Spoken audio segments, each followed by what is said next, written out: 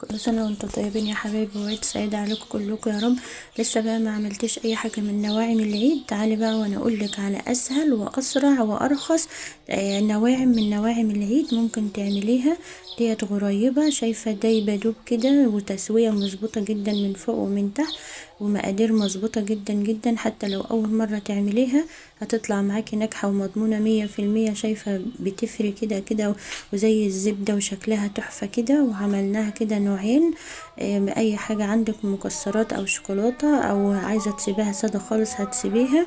المهم ان هي سهلة جدا وسريعة ورخيصة، مش هتاخد منك اي تكلفة. يعني شايفة الصينية دي كلها ونوعين كمان مفيش اي تكلفة خالص. هما 3 مكونات بس: كيلو دقيق، ونص كيلو زبدة، وكوباية سكر بودر. بس كده، هي دي المقادير اللي هتعملي بها احلى يعني احلى صينية كده من نواعم العيد، قريبة سهلة جدا جدا. اول حاجة معانا المكونات هما التلاتة دول: نص كيلو زبدة، ومج سكر مطحون، لازم يكون مطحون ناعم، وكيلو واحد دقيق بس.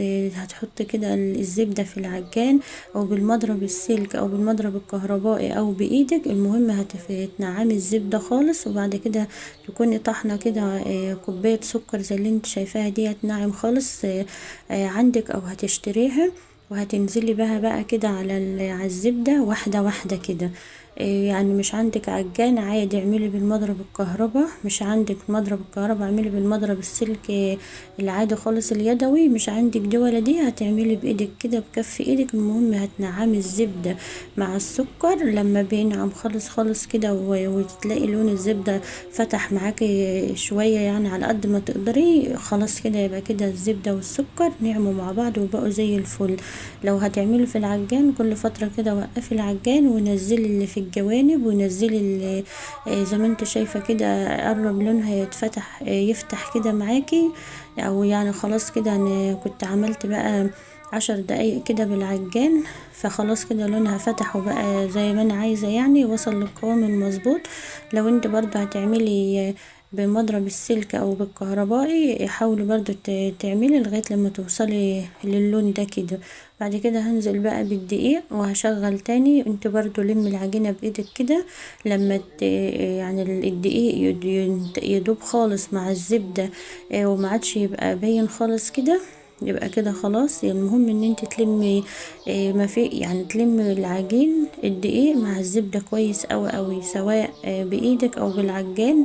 المهم ان هو يدوب معاكي خالص خالص. ودي حبايبي بجد اسهل طريقة القريبة، واسهل حاجة في النواعم العيد كلها، مش تاخد منك وقت خالص. حتى لو ما كنتش لسه عملتي هتلحقي تعملي احلى حاجة لولادك. وكمان الغريبة ديت حلوة جدا والكل بيحبها. شايفة انا كده بختبر العجينة، فحسيت ان هي ناشفة شوية، فزودت لها معلقتين بالظبط كده. يا اما عندك لسه زبدة زوديها، ما عندك الزبدة زوديها معلقتين سمنة عادي خالص، وعجيني تاني. المهم ان العجينة تبقى معاكي ناعمة ناعمة وطرية.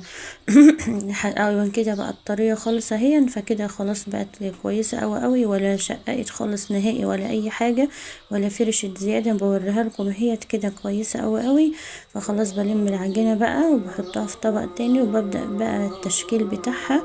بجد يا حبايبي شوية غريبة كانوا زي الفل، وريحتهم كده طالعة مالية الدنيا، وطعمهم حلو اوي اوي، ومقاديرهم مظبوطة جدا. السكر مظبوط وكل حاجة فيها مظبوطة اوي اوي. خلاص بقى هبدأ اشكل. يعني ولادي كانوا عايزين يعني يكون فيها شوكولاتة كده، عشان هما بيحبوها بالشوكولاتة الصغيرة دي. فعملت صينية بالشوكولاتة كده، وعملت صينية بأي نوع مكسرات عندك انت حباه.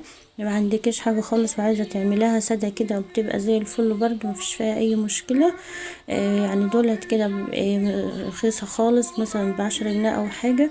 وهتعملي لولادك اللي هم نفسهم فيه والاشكال الحلوة، وتبقى عملت كمان نواعم العيد وبايدك والله. ويعني حلوة جدا، لان الحاجة ديت غالية جدا جدا السنة دي. فمن الاحسن كده ان انت تعملي اللي انت عايزاه، تعملي اللي انت عايزاه بنفسك كده.